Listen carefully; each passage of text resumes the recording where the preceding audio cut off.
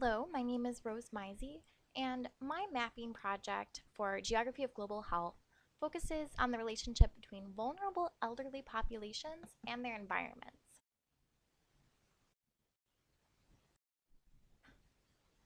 So the three main ideas that guide this project are environment, health, vulnerability, and then how we address those issues that these three variables can pose in our communities to find justice.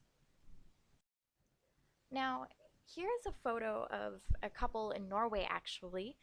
It's recently been ranked the country that is the best in the world for aging. It's really interesting to look at what the best place in the world is to grow old, but this project will mainly focus on places within the Twin Cities municipalities and where elderly populations are located there. Now, the research questions that guide my project are one, what kind of correlation is there between environmental quality and vulnerability for elderly populations? And two, if there is correlation, is it positive or negative? Now, why is this important? Well, according to a recent article by Time magazine, today more than 80% of Americans and 54% of the population worldwide do live in urban areas. And this means not only do we have a large part of the general population living in cities, but we have a lot of elderly people living in cities. So it's interesting to study as our population ages in general, the impact of living environment on vulnerable elderly persons. So an important indicator of health within a city is access, especially for elderly people, because as we age, often people suffer sight or hearing impairment, which means that they're unable to drive themselves places, and particularly vulnerable people will oftentimes not have a younger caretaker who can drive them places. So for residents who have decreased access to general amenities, they can be more vulnerable, especially when we're discussing decreased access to emergency services, hospitals, etc. So this is so important that the CDC is actually beginning to address the fact that older adults that can no longer drive but live in an area with transit options has the ability to stay mobile beyond the capacity of many in more rural and suburban areas. So in addition, they're looking at how we design communities to have recreational spaces, especially places like parks that can offer convenient alternatives to driving for older adults so that they can continue to have an active and healthy lifestyle. Now, I address this in my model builder by first off combining hospitals and fire departments to a general category of emergency services. And then I use the cost distance tool to determine distance from emergency services and the distance to transit in terms of accessibility.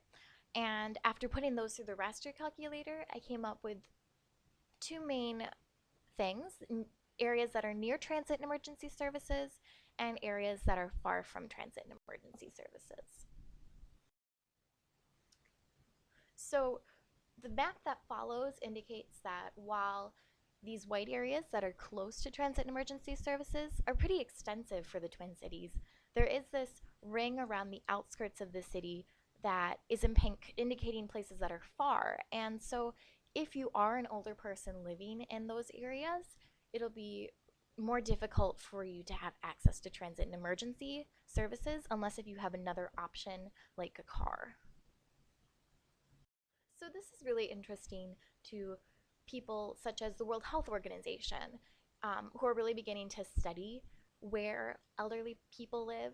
And so they say that in most countries, general habitat systems are oriented towards people in between 15 and 55 years old, which can make a lot of things very exclusive for people who are elderly. And so as the global population does age, places that feature amenities that are easily accessible, like open water, parks, and underdeveloped areas, will hold greater appeal. Now, when I was looking at amenities that are really important in a city, the three that I wanted to focus on was firstly open water, second parks, and then underdeveloped areas, so large open spaces.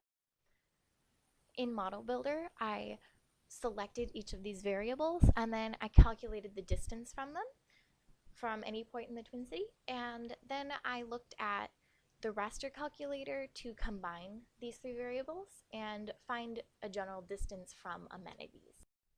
This is the map that follows.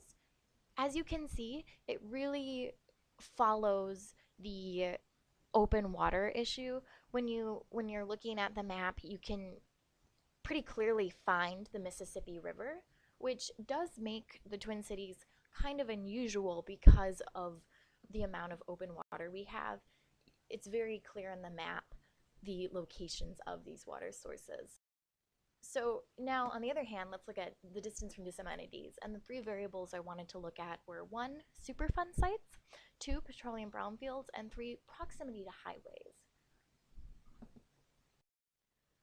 Now, on that portion of my model, I selected each feature and I calculated the distance.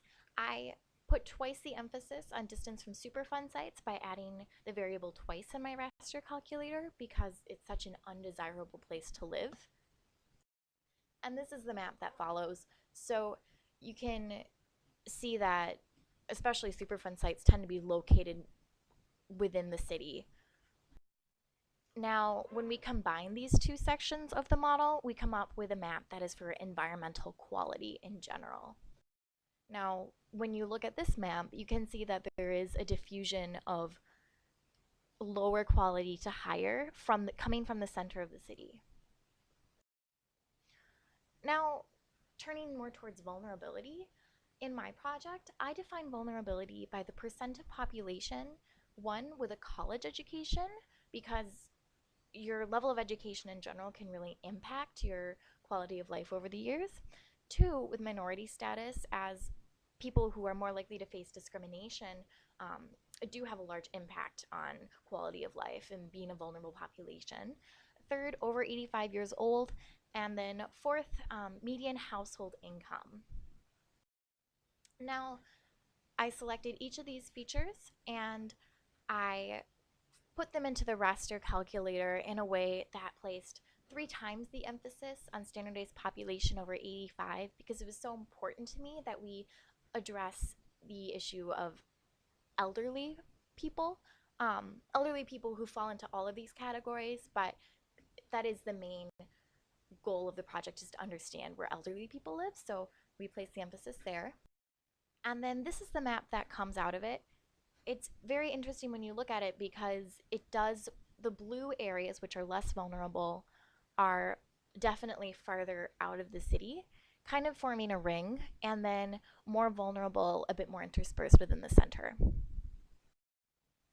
Now, after running the OLS regression tool, this is the map that I found. Same information, just presented slightly differently, and it becomes even more clear the ring that surrounds the city. Now, when I did the OLS regression tool for amenities, we noticed that the majority of amenities are centered in the middle of the map. So then let's look at this in a different way. So the relationship between amenities and vulnerability in a scatter plot, you might expect there to be a more clear-cut relationship between the two, but the Twin Cities is really interesting because the amount of amenities just in general throughout all the municipalities is pretty high, just for accessibility to parks and open water and underdeveloped areas, so that it's harder to find this link between amenities and vulnerability, which makes it an exception to this global trend. But looking even closer at local exceptions, we find that 2 places that both are very high in terms of vulnerability are Lilydale and Randolph, yet they have strikingly different amounts of amenities in each. So looking at Randolph, which is very small, it has a population of 318, we're reminded once again that this is definitely an urban story for understanding the situation of vulnerable populations of elderly people, because Randolph is actually, although it's included in the municipalities of the Twin Cities, it's definitely removed from the majority of municipalities. So when we look at the aerial view, we notice that it's surrounded by farmland. So it's interesting that it's included, and it's kind of an explanation as to why perhaps it has less access to the amenities of the city. Now, when we look at Lilydale, which has a population of 552, it's much closer to the center of things. It's just south of St. Paul, and it has very high access to amenities. When we look at the aerial view, it's very clear that it's surrounded by green space. It's right next to the river, which is an explanation as to why though it has a vulnerable population, it scores so high in amenities. Now, what does all this mean in terms of the big picture? Well, to bring these local exceptions back, the amount of elderly people living in cities worldwide um, is really important to the World Health Organization, and they actually met during October of 2015. 75 UN member states and 35 non-governmental organizations drafted a global action plan on aging and health. So in specific, Preambulatory Clause 3, Section 3 of the draft resolution says that it calls for maximizing the functional abilities of older populations. It calls for a deep transformation of environments and of the health and social systems that contribute to well-being. So why are these local exceptions so important? Well, because they're an exception to the normal rule that my research indicated, um, it makes us look closer at how can we base the design of other cities on the success story of making areas in a city have so many amenities accessible to everybody. So thank you for watching. If you're interested, these are the sources that I referenced throughout the presentation.